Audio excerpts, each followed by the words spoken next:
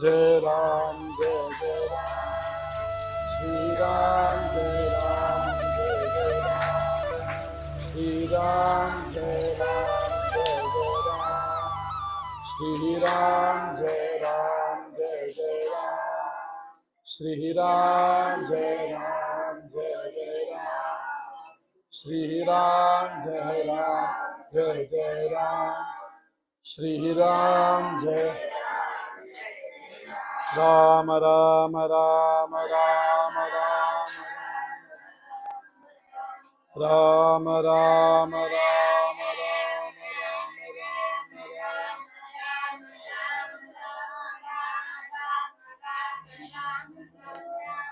जानकी कांत स्मरणं जय जय शुक्लांबरधरं विष्णुं शशिवर्णं चतुर्भुजं प्रसन्नवदनं ध्यायेत् सर्वविघ्नोपशान्तये यस्य द्विरतवक्त्राद्याः पारुषद्याः परश्शतं विघ्नं निघ्नन्ति सततं विश्वक्सेनं तमाश्रये वागीशाद्याः सुमनसः सर्वार्थानामुपग्रमे यं नद्वा घृतकृत्या सुस्तं नमामि गजाननं वागर्थाविव सम्पृक्तो वागर्थः प्रतिपक्तये जगतः पितरौ वन्दे पार्वती परमेश्वरौ रामाय रामभद्राय रामचन्द्राय वेतसे रघुनाथाय नाथाय सीतायाः पतये नमः कृष्णाय वासुदेवाय हरये परमात्मने प्रणतः क्लेशनाशाय गोविन्दाय नमो नमः कृष्णाय वासुदेवाय देवकी नन्दनाय च नन्दगोपकुमाराय गोविन्दाय नमो नमः सप्तप्राकारमध्ये सरसिजमुकुलोद्भासमाने विमाने कावेरी मध्यदेशे मृदुतरभनिराटे भोगपर्यङ्गभागे निद्रामुद्राभिरामं कटिनिकटशिरः पार्श्वविन्यस्तहस्तं पद्मातात्वीकराभ्यां परिचितचरणं रङ्गराजं भजेऽहं कालक्षेपो नः कर्तव्यः क्षीणमायुः क्षणे क्षणे यमस्य करुणा नास्ति कर्तव्यं हरिकीर्तनं नामकीर्तनमात्रेण सुप्रसन्नं कृपानिधिं भक्तकोलाहलं वन्दे भक्ताभीष्टवरप्रदं हरे रामेति कृष्णेति नाम संकीर्तनं सदा लोकक्षेमाय कुर्वन्तं प्रेमिकं सद्गुरुं भजे यस्य पातनगज्योतिः अज्ञानध्वान्तनाशनं तस्मै श्रीगुरुदेवाय गतिः यस्तु आत्मबन्धवे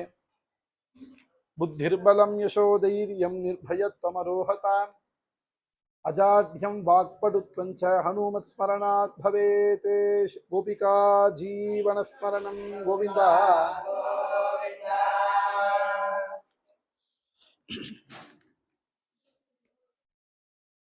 ஸ்ரீஸ்பதியான பகவானுடைய பரம கருணையினாலையும் எல்லா வல்ல சத்குருநாசரோட கிருபையினாலையும்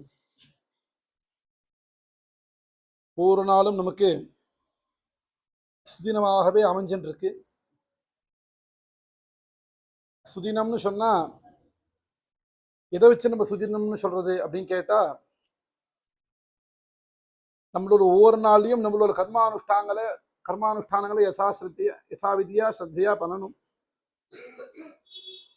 இல்லை யதாசக்தியாவது பண்ணணும். அப்படி பண்ணக்கூடிய பாக்கியத்தை சுவாமி கொடுத்தான்னா அதுதான் நமக்கு சுதினம்.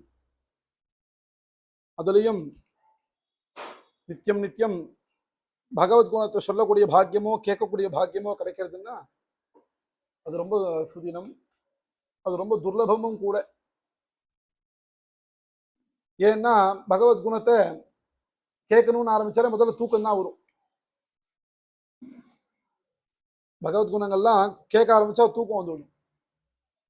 அந்த மாதிரி சிரமம் தூங்கினா கூட நம்மள அறியாம நம்ம காதுக்குள்ள பகவத்குணம் உள்ள போயிடுதுன்னு சொன்னா அந்த பகவத்குணம் உள்ள போய் என்ன பண்ணணுமோ அந்த கரெக்டா பண்ணணும். அப்பேற்பட்ட மனுஷ ஜென்மால நமக்கு யதாசக்தி ஏதோ ஒவ்வொரு நாளும் ஒரு சரித்திரம், ஒரு பக்தாலோட சரித்திரம் அப்படின்னு கேட்கக்கூடிய பாக்கியத்தை சுவாமி கொடுத்துருக்கா.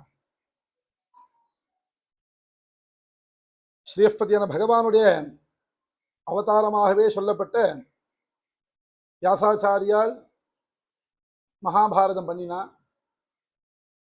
மகாபாரதம் பூர்ணமா பண்ணிட்டும் ரொம்ப கவலையோடு உட்கார்ந்துட்டு இருந்தாராம். சரஸ்வதி நதிக்கரையில ரொம்ப கவலையோடு உட்கார்ந்துட்டு இருந்தார்.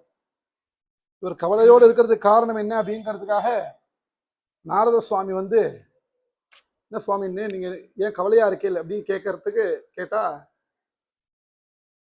இவருக்கு எனக்கு அதுக்கு முன்னால என்னன்னு தெரியலப்பா, கவலையா இருக்கு, இல்ல என்ன விஷயம் சொல்லுங்க அப்படின்னா, இல்ல நான் பகவானை பத்தி சொல்லணும்னு தான் மகாபாரதம் ஆரம்பிச்சேன்.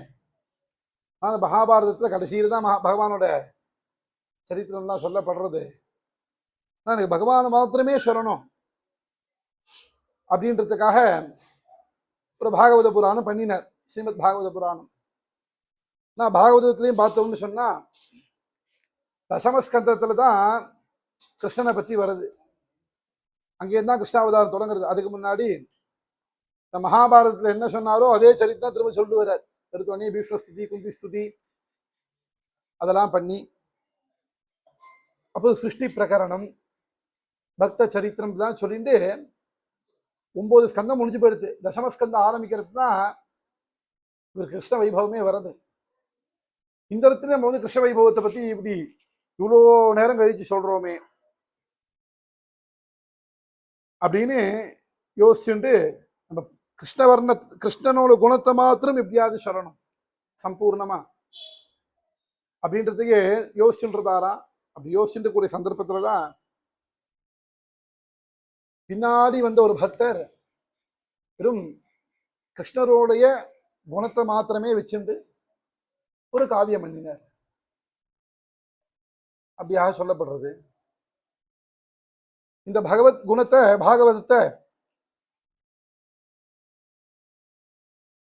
வியாசாச்சாரியால் தன்னுடைய பையனான சுகாச்சாரியாளுக்கு சொல்லிக் கொடுக்கிறார். சுகாச்சாரியால் பரீட்சித்துக்கு சொல்லிட்டு வர பாகவதத்தை. ஆனா பாகவதத்துல எந்த இடத்துலையும் ராதை அப்படிங்கிற சப்தத்தையே சேர்க்கல. 18,000 ஸ்லோகம் கிட்டத்தட்ட பாகவதங்கிறது. ஒரு இடத்துல கூட ராதங்கிற சப்தத்தையே சேர்க்காதிக்கு சொல்லாதிக்கு வந்துட்டு இருந்தாராம். ஏன் சொல்லப்படாதா? ராதைன்னு ஒரு கேரக்டர் இருக்கிறது அவருக்கு தெரியாதா அப்படின்னா, எல்லாம் தெரியும். ராதேன்னு சொல்லிட்டான்னா சுகாச்சாரியால் மக்னம் ஆயிடுவாராம் அந்த பக்தியில. மேற்கொண்டு சரித்திரம் சொல்லி ஆகணுமே. ஏன்னா பரீட்சத்துக்கு இருக்கிறதோ 7 நாள் தான். இவர் கதை சொல்றதுக்கு ரெடியா இருந்தா கூட அவனுக்கு வாழ்க்கை இருக்கிறது 7 நாள் தான். அதுக்குள்ள அவனு சொல்லி முடிச்சாகணும், வேற வழி கிடையாது. ஒரு கால் வந்து பரீட்சத்தின்னு யுகாந்திரம் வருஷங்களுக்கு இருக்க ஆரம்பிச்சுப்போம். கேட்கறதுக்கு மனுஷா இருக்கானா சொல்றவா சொல்லிட்டே இருக்கலாம். கேட்கிறவனுக்கு 7 நாள் தான் வாழ்க்கை அப்படிங்கிறத, அதுக்குள்ள எல்லா விஷயத்தையும் ஞானத்தை ஃபுல்லா அவன் மண்டையில ஏற்றி ஆகணும். எங்க நம்மள அறியாம ராதேன்னு வந்துட்டோம்னு சொன்னா அதுக்குமே நம்ம அப்படியே மக்னம் ஆயிடுவோம். அப்படிங்கிறதுனால ராதேங்கிற ஒரு கேரக்டர் தொடாமையே பண்ணிட்டு இருக்காரு. அத பின்னாடி வந்து ஒரு பக்தர்னு கூட சொல்லப்படாது, சாட்சாத் பகவானே தான் அவதாரம் பண்ணாரு தான் சொல்லணும். ஒடிசால பூரி கஷேத்திரத்துக்கு பக்கத்துல திந்துபில்லுங்கிற கஷேத்திரத்துல அவதாரம் பண்ண ஜெயதேவ சுவாமிகள். அவர் வந்து கீத கோவிந்த மகாகாவியம் அப்படின்னு ஒரு காவியம் பண்ணி கிருஷ்ணனுக்கும் ராதைக்கும்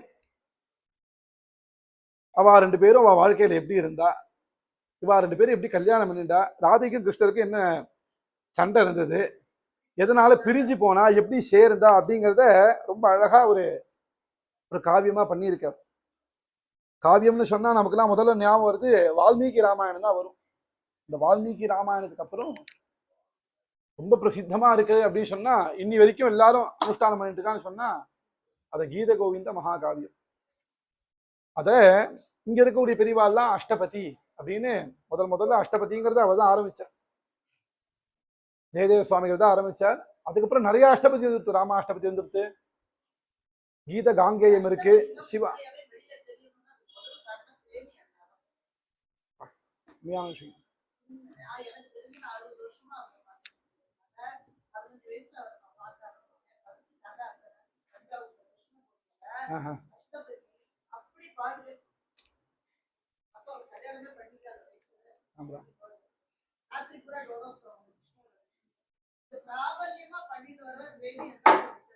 ஆமா, அப்படி கீத கோவிந்தன் ஒரு மகாகாவியம் பண்ணினார்.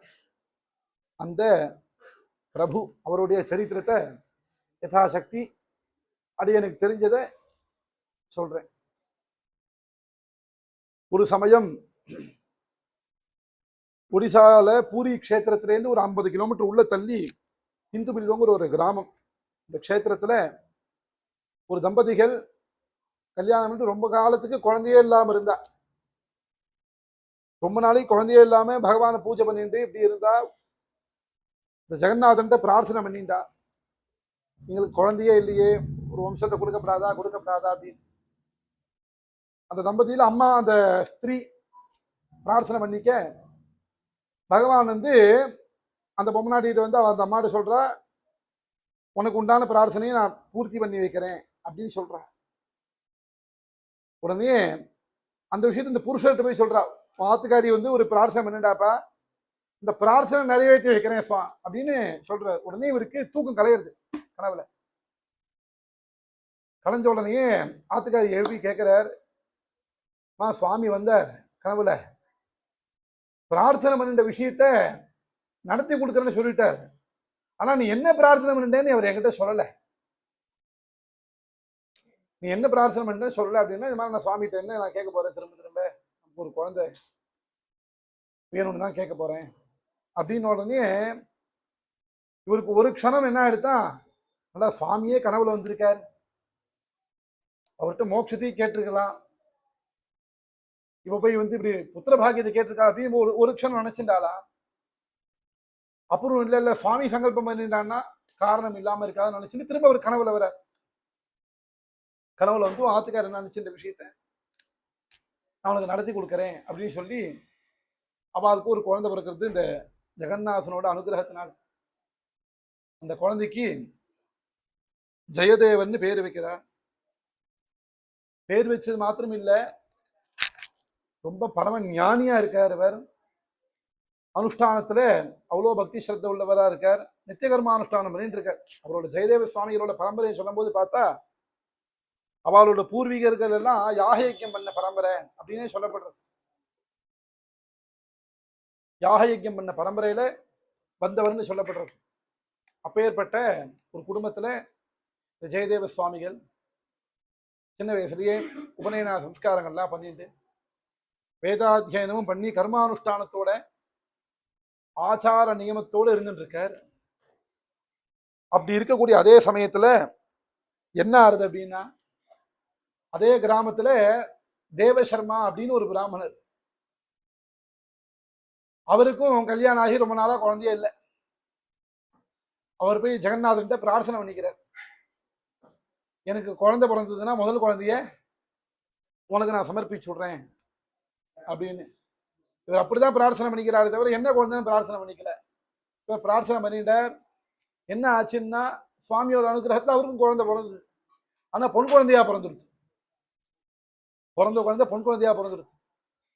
ஒரு கால் புள்ள குழந்தையா பிறந்தா கூட வேதாத்தியானம் பண்ணி கோவிலில் கைங்கரித்து கொடுக்கலாம், இல்லை கோவில் கைங்கரி மன்றவாழ்கிட்ட ஏதாவது ஒத்தாசை கொடுக்கலாம். ஆனா பிறந்ததோ பொண்ணு. ஆனா இவரும் எப்படி இருக்கார், அந்த தேவசர்மா எப்படி இருக்கார், ரொம்ப திருடவிரதமான சுவாமி மேல சுவாமிகிட்ட ஒரு வாக்கு கொடுத்தாச்சு, அவரோட அனுகிரகத்தை குழந்தை பிறந்துருக்கு. அதாவது சுவாமி கொடுக்கணும்னு சொல்லி கொடுத்துதான் வேணும் அப்படின்னு சொல்லி அந்த குழந்தைக்கு ஒரு 5-6 வயசு வரைக்கும் அம்மா கூட என்ன தாயும் செய்யும் பிரிக்கப்படாது, கொஞ்சம் வளர்ற வரைக்கும் வச்சுட்டு கன்னிகாதானம் பண்ணி கொடுக்கக்கூடிய சமயம் வந்தது. நேரம் அந்த ஜம்முன்னு குழந்தைக்கு அலங்காரம்லாம் பண்ணி நேராக கொண்டு போய் என்ன பண்ணாருன்னா, ஜெகநாதனோட சன்னதியில் போய் கொண்டு விட்டார். அப்பா நான் உங்கள்கிட்ட பண்ண பிரார்த்தனையே நான் உங்ககிட்ட வேண்டினே உனக்கு கொடுக்குறேன்னு என் பொண்ணை குழந்தைய ஆயுஷன் வந்து இங்கே கூட்டு வந்துட்டு உனக்கு சமர்ப்பணம் பண்ணிட்டேன், இனிமே உன் பொறுப்பு அப்படின்னு சொல்லிட்டு அங்கே விட்டுவிட்டார். இந்த கோவிலில் பூஜை பண்ண பூஜாரி இருப்பாரு, அவரை உடனே என்னப்பா நீ இது மாதிரி பொன் குழந்தைய கோவிலில் விட்டுட்டு போறேன் அப்படின்னா, இந்த சுவாமி நான் சுவாமிகிட்ட பிரார்த்தனை பண்ணிட்டேன் அப்படின்னா, அதான் சரி பிரார்த்தனை பண்ணலாம், சரி குழந்தைய விட்டுட்டு போனா நீ பாட்டுக்கு போயிட்டா என்ன பண்றது, யார் வச்சு பார்த்துக்கிறது அப்படின்னா, இல்லை நான் சுவாமிகிட்ட பிரார்த்தனை பண்ணிட்டேன், உங்களை பற்றிலாம் எங்களுக்கு கவலை இல்லை, சுவாமிகிட்ட வேண்டினா சுவாமிகிட்ட விட்டுட்டேன் அப்படின்னா, இந்த பூஜாரிக்கு மனசே கேட்கலையா. அன்னைக்கு ராத்திரி ஃபுல்லாக அந்த குழந்தையோடய இருந்துட்டு இருக்கேன். அப்போ அன்னைக்கு ராத்திரி இந்த தேவசர்மாவோட கனவுல சுவாமி நீ என்கிட்ட பிரார்த்தனை பண்ணிட்டேன், நான் உனக்கு அனுகிரகம் பண்ணினேன், நீ பண்ண பிரார்த்தனை நிறைவேற்றிட்டு என் கிட்ட கொண்டு வந்து கொடுத்துட்ட. ஆனா இதே ஊர்ல ஜெயதேவன் ஒரு சுத்தமான பிரம்மச்சாரி இருக்கா. இந்த குழந்தைய அவனுக்கு கல்யாணம் பண்ணி கொடுத்து, எனக்கு கொடுக்குறதும் ஒண்ணுதான், அவனுக்கு கொடுக்குறதும் ஒண்ணுதான். நானும் அவனும் வேற வேற இல்லை. அவனுக்கு கொடுத்துட்டு அவனோட அனுஷ்டானத்துக்குலாம் சௌக்கியமா இருக்கும் அப்படின்னு சொல்லி கனவுல சொல்றாரு. தேவசர்மாவுடைய கனவுலையும் சொல்றாரு, பூஜாரி கனவுலையும் சொல்றாரு இந்த மாதிரி விஷயத்த. இந்த மாதிரி வந்து அழைச்சுன்னு போவான் அப்படின்னு. மறுநாள் கத்திர பொழுது ஒழிச்சதே கோவில் நடந்திருந்தா விரும்பும் வந்தார். வந்த உடனே இந்த மாதிரி இவர்கிட்ட பூஜாரிட்ட சொல்றாரு, இந்த மாதிரி சுவாமி கனவுல வந்தார், சொன்னார் நான் குழந்தை அழைச்சுன்னு போறேன்னு. நீ பூஜாரி சொன்னார், என் கனவுலையும் வந்தாருப்பா, நான் உங்ககிட்ட எப்படி சொல்றதுன்னு தவிச்சுட்டு இருந்தேன். ஏன்னா நான் உங்ககிட்ட ஏதாவது சொல்ல போய் குழந்தைங்க வச்சுக்கிறதுக்கு வழி இல்லாம அமுச்சு விட்றான்னு நீ நினைச்சுக்க வராது அப்படின்னு சொல்லி 2 பேருமா ஜெயதேவனை தேடின்னு போவோம் அப்படின்னு சொல்லி தேடின்னு போறான். போனா ஏதோ ஒரு ஊர்ல இந்துங்கிற க்ஷேத்திரத்துல அப்படியே ஊருக்குள்ள அப்படியே பெரிய யாரையா விசாரிச்சுட்டு போனா அப்படி தேடி தேடின்னு போறா. கடைசியில போனா ஒரு குடிசை போட்டுட்டு குடிசையில உட்காந்துட்டு இருக்காரு அந்த ஜெயதேவர். உடனே இவ 2 பேர் போறா. உடனே அவர் வந்து பார்த்துட்டு ஜெயதேவர் பார்த்துட்டு உள்ள வாங்கன்னு கூப்பிடுறாரு. வந்தோடனே என்ன விஷயம்னா, இந்த மாதிரி நாங்க இந்த ஊர்ல இருந்து வரோம், சுவாமி இந்த மாதிரி சொல்லியிருக்கார், உங்களுக்கு கனவுல வந்து சொன்னார் உங்களுக்கு கன்னிகாதானம் பண்ணி கூடி சொல்லி, இதான் என்னோட குழந்தைவ தான், இவளுக்கு பத்மாவதினு பேரு, சுவாமி உங்கள்கிட்ட கொடுக்க சொன்னார், கொடுத்துட்டேன் அப்படின்னா. உடனே அவர் சொல்றார், உனக்கு சுவாமி வந்து கனவுல சொன்னது இருக்கட்டும், என்கிட்ட கனவுல சொல்லட்டும். ஏன்னா நானும் பிரம்மச்சாரி, எனக்கு கர்மானுஷ்டானம் தான் முக்கியம். கல்யாணம் பண்ணிட்டு கிரகஸ்தாசிரமத்தை மாட்டின்ட்டு யார் மல்லாடுறது? பிரம்மச்சாரம்னா துண்டை வந்து தோல்ல போட்டு போயிட்டே இருக்கலாம் வேலையை பார்க்க. கல்யாணம் பண்ணிட்டு அவளுக்கு அப்புறம் அவளுக்கு வேண்டியதெல்லாம் வாங்கி கொடுத்துட்டு அவளை பெரிய பரிவாரம் பண்ணிட்டு எப்படி சுத்திட்டு இப்படியே இருக்க முடியுமா? எனக்கு அனுஷ்டானம்லாம் இது போயிடும். அதனால நான் பிரம்மச்சாரியா இருக்கேன். 2வது நான் ஒன்றும் பெரிய தனவான் கிடையாது. மாப்பிள்ளை ஏதாவது பொண்ணு கொடுக்கணும்னு சொன்னா இந்த மாப்பிள்ளைக்கு என்ன இருக்கு, படிப்பு இருக்கா, புகழ் இருக்கா, பணம் இருக்கா, எல்லாம் பாப்பா. என்கிட்ட ஒன்றும் கிடையாதுப்பா, என்கிட்ட ஒரு கிருஷ்ண பக்தி தான், கிருஷ்ண பக்தி பண்ணிட்டு இருக்கேன், என்கிட்ட பெருசா ஒன்றும் கிடையாது அப்படின்னு எல்லாம் சொல்லிட்டு இருக்காரு. அவர் அதெல்லாம் காதலே வாங்கல தேவ சர்மா. என்ன பண்ணா அப்படின்னா, நேரா வந்தார், உங்கள்கிட்ட கொடுக்க சொன்னார், கொடுத்துட்டேன். இன்னும் பொண்ணை காமிச்சார், அம்மா இவர் தான் உன்னோட ஆத்துக்காரர், சுவாமி சொல்லியிருக்கார் இவர் தான் உன்னோட ஆத்துக்காரன், இனிமே உன்னோட சமத்து அப்படின்னு சொல்லி அவர்கிட்ட சொல்லிட்டு ஒரு பாட்டு விட்டு போயிட்டார். ஒரு பாட்டு அப்பா விட்டுட்டு போயிட்டார். பூஜாரி வந்தாரு, அவர் போல ஒரு 5 நிமிஷமே அந்த இவர்கிட்ட பேசுறாரு ஜெயதேவர்கிட்ட, அது ரொம்ப நல்ல குழந்தை, உனக்கு உன்னோட அனுஷ்டானத்துக்கு தான் எந்த விதமான இடைஞ்சலாகவும் இருக்க மாட்டா அப்படி இப்படிதான் சொல்லிகிட்டே இருக்கார். ஏதோ 10 வருஷம் நம்மளும் விட்டுட்டு போனோமேன்னு இவா 2 பேரும் பேசிட்டே இருந்தா அவன் ஒண்ணுமே காதல கேட்காததுல அவரும் போயிட்டார். பேசுற 2 பேரும் போயிட்டா, இந்த குழந்தை பேசாமே நின்றுன்றது. அதுக்கு என்ன பண்ணணும்னு தெரியல. அப்பா சொல்லிட்டா இவர் தான் ஆத்துக்காரர் அப்படின்னு, இது பேசாமையே இருக்கா. இவர் என்ன பண்ணாருன்னா 2 பேரும் போன உடனே ஜெயதேவர் என்ன பண்றாரு அப்படின்னா, திரும்ப கண்ணை மூடிட்டார், கிருஷ்ணன் பிரார்த்தனை பண்ணார், தியானம் பண்ண ஆரம்பிச்சுட்டார். அந்த குழந்தை அங்கேயே நின்றுன்றது பார்த்தது. அப்படி சும்மா அந்த வாசலை குடிச்சு எல்லாம் பெருக்கி தண்ணி தெளிச்சு கோலம் போட்டு அவருக்கு பூஜைக்கு உண்டான புஷ்பங்கள்லாம் பொறிச்சு ஒரு பாத்திரத்தை எடுத்து வச்சு அவருக்கு உண்டான சிசுஷை எல்லாம் கைங்கெல்லாம் பண்ணிட்டு இருக்கு. தியானத்தை முடிச்சு கண்ணை திறந்து பார்க்கிறார் ஜெயதேவ சுவாமிகள். கண்ணை திறந்து பார்த்தா நம்ம இருந்த குடிசை மாதிரியே இல்லை, கோவில் மாதிரி பண்ணி வச்சிருக்கா அந்த குழந்தை. பார்த்த உடனே இவருக்கு ரொம்ப மனசுல சந்தோஷம். சரி, இந்த பொண்ணு நம்மளோட அனுஷ்டானத்துக்கு எந்த வீட்லையும் அடைஞ்சிட்டு இருக்கா, கல்யாணம் பண்ணிக்கிறது இப்பதான் பார்க்க வேண்டியது இருக்கே. கல்யாணம் இப்பெல்லாம் நடந்தா போறோன்ற கட்டத்துக்கு வந்துருச்சு. நடந்தா போறோம், நீ என்ன சொன்னாலும் பண்றேன்னு சரணாகதி முதல்ல ஆயிடுறான். பெரியவாள்லாம் சொல்லும் போது கல்யாணம் எப்படி பண்ணணும் அப்படின்னா, கல்யாணம் பேச்சு எடுத்த உடனே ஒரு பொண்ணை பார்க்கறான்னு சொன்னா முதல்ல ஆத்துல இருக்க பெரியவாள்லாம் பேசி இந்த மாதிரி ஒரு குடும்பம், இந்த மாதிரி கோத்திரம், இந்த மாதிரி சூத்திரம் அப்படி எல்லாத்தையும் தெரிஞ்சுட்டு அப்புறம் 4 பேர்த்த விசாரிச்சுதான் கல்யாணம் பண்ணணும் அப்படின்னு. இன்னைக்கெல்லாம் எப்படி நடக்குதுன்னா, இன்னைக்கு கல்யாணம் சொல்லக்கூடாது. பொண்ணோட அப்பா அம்மா புள்ளியோட அப்பா அம்மா 4 பேர் தான் பேசிக்கிறா, பொண்ணு மாப்பிள்ள பேசிக்கிறா. பெரியவாளுக்கெல்லாம் பத்திரிக்கை கொண்டு வந்து வைக்கிறா, எனக்கு கல்யாணம் ஏற்பாடு பண்ணியிருக்கேன்னு. கல்யாணம் ஆயிப்பா ஒரு 2 மாசத்துல பூகம்பம் மாதிரி வெடிக்கிறது ஒரு பிரச்சனையா. முன்னாடி பேசி தெரிஞ்சுக்காம இருந்ததுனால என்ன பிரச்சனை ஆயிடுதுன்னா இப்பெல்லாம் அப்படி போயிடுது. அந்த காலத்துல ஒரு கல்யாணம் பண்றோம்னு சொன்னா அண்ணா ஆரம்பிச்சு விசாரிச்சு இந்த பரவாயில்லையா, எந்த ஊருக்காரா, వాళ్ళ பரம்பரை என்ன எல்லாத்தையும் விசாரிச்சு தான் பண்ணுவா சாஸ்திரத்துக்கு. ஆமா, ஃபேமிலி தான் பாப்பா. நான் அந்த காலத்துல பால்ய விவாகம் தான் பண்ணுவா. அவரோட குடும்பம் எப்படி, வம்சம் எப்படி, எந்த ஊருக்காரன் முதல்ல சம்பிரதாயம் அது பார்ப்பா, அது ரொம்ப முக்கியம். கல்யாணம்னா நம்ம ஊருக்காரால சாதாரண வாஸ்தவத்தை தஞ்சாவூர்காரா வெளியூர்ல பொண்ணு எடுக்க மாட்டா, திருநெல்வேலிக்காரா வா ஊர் விட்டு பொண்ணு எடுக்க மாட்டா, நாத்தாருக்காரா வா ஊர் விட்டு பொண்ணு எடுக்க மாட்டா. அப்படின்னா தமிழ்நாட்டில் இந்த 3 சம்பிரதாயம் தான் பிரதானம். அப்படி அந்த ஊருக்காரா மற்ற ஊர்ல எடுக்க மாட்டாங்க. சாப்பாடுல எல்லாமே மாறும். சாதாரண வாஸ்தவத்துல ஏன் சாஸ்திரம் குலங்கோத்திரம்லாம் அறிஞ்சு கல்யாணம் பண்ணணும்னு சொன்னா அப்படின்னா, நம்மளோட சாப்பாடு விஷயத்துல எல்லாமே மாற ஆரம்பிச்சிடும். அது சில பேருக்கு உடம்புக்கு ஒத்துக்கும், ஒத்துக்காம இருக்கும். கல்யாணத்தை பத்தி பேசினா பேசிட்டே போகலாம், அதை விட்டுடுவோம். அதனால இந்த பொண்ணை பார்த்தா சரி, இந்த பொண்ணு நமக்கு அனுஷ்டானத்துக்கு ஹேத்துவா தான் இருக்கு. இப்படி ராமச்சந்திர சுவாமிக்கு விவாகம் பண்ணி கொடுக்கறத ஜனக மகாராஜா எம் சீதா மமசுதா சகதர்ம சரித்தவ, உங்களோட தர்மத்துக்கு எந்த விதத்துலையும் பாதிப்பா இருக்க மாட்டா, நீங்க என்ன தர்மம் பண்ணாலும் அவங்கள ஆசிரியிருப்பா அப்படின்னு ராமச்சந்திர மூர்த்திக்கு ஒன்னே ஒரு சந்தேகம் வந்துதான். அங்க எல்லா தர்மமும் பண்ணுவான்னு சொல்றாளே, இவ நம்ம தர்மம் பண்ணா நமக்கு சரி கூட இருப்பா, அதர்மம் பண்ணா அதுக்கும் கூட இருப்பாளா அப்படின்னு ஒரு சந்தேகம் தான். அதுக்காக தான் அதை டெஸ்ட் பண்றதுக்காக தான் காட்டு கிளம்புறத என்ன பண்ணாரா, நீ வர வேண்டாம் அப்படின்னாராம். நீ வர வேண்டாம் இங்கே இருந்தாரா. எங்க அப்பா ஆத்துக்கார் என்ன பண்றாரோ அது பின்னோக்கி போகணும்னு சொல்லியிருக்க, நீங்க பண்றது தர்மம்னு சொல்லி பின்னாடியே வந்தாலும் அதை வந்து அவர் போக்க சொல்லுவாங்க. உன்னோட தர்மத்துக்கு எந்த விதத்திலையும் இடைஞ்சலா இருக்கப்படாது. அந்த மாதிரி இந்த பத்மாவதி வந்து ரொம்ப அழகா இவருக்கு எந்த விதத்திலையும் இடைஞ்சல் இல்லாதவன்னு இந்த ஜெயதேவ சுவாமி கல்யாணத்துக்கு முன்னாடி புரிய வச்சுட்டாராம். சின்ன குழந்தையா இருந்ததும் கூட அழகா அனுஷ்டானத்துக்கு எல்லாம் ஏற்படுத்தி எல்லாம் பண்ண உடனே ஜெயதேவ சுவாமிகளுக்கு அந்த பத்மாவதி மேல ஒரு பிரியம் வந்து உடனே சொல்ற, நேரா வா உங்க ஆத்துக்கு போவோம், உங்க ஆத்துக்கு போயிட்டு என்ன அவ வந்து கொண்டு வந்து விட்டுட்டு போயிட்டா, உடனே அவர் கேட்கிற உனக்கு வீட்டுக்கு போறது வழி தெரியுமா, உன் வீட்டுக்கு போறதுக்கு வழி தெரியுமா, தெரியும்னோடனே சரி ஆயிடுச்சுன்னு போறேன். ஆயிடுச்சுமே தேவசர்மாவை பார்த்துட்டு அவருக்கு உள்ள வான்னு கூப்பிடுறதா வேண்டாமான்னு கூப்பிடுறது, வேண்டாம்னு சொல்றதான்னு ஒரே மனசுல கவலை. வாசல் வந்து நிக்கிறார், உள்ள வாங்குவோன்னு சொன்னா இவர் பொண்ணை கல்யாணம் பண்ணிக்கிறதுன்னு சொன்னாருன்னா சந்தோஷம், இல்ல மாட்டேன்னு பொண்ணை வந்து விட்டுட்டு போயிட்டாருன்னா என்ன பண்றது அப்படிங்கிறதுக்கு எப்படி மனசுல கவலைப்பட்டு இருக்கிறதையே வாசலே சொல்றான், சுவாமின்னு நான் உங்க பொண்ணை கல்யாணம் பண்ணிக்கணும் தான் வந்திருக்கேன் அப்படின்னு. சரி உள்ள வாங்கன்னு சுவாகதம் பண்ணி அவருக்கு அறிக்கை பார்த்து உபச்சாரங்கள் எல்லாம் பண்ணி, என்ன விஷயம்னா இந்த மாதிரி பொண்ணை கல்யாணம் பண்ணிக்கிறேன், ஆனா நீங்க இது மாதிரி பண்ணக்கூடாது, முறையா கண்டிக்காத பண்ணி கொடுக்கணும், அனுஷ்டானம் ரொம்ப முக்கியம் அப்படின்னு சொல்லவே ஜெகநாதனோட சந்நிதியிலேயே அவளுக்கு கல்யாணம் நடக்கிறது. பேர்பட்ட பிரபு ஜெகநாதர்.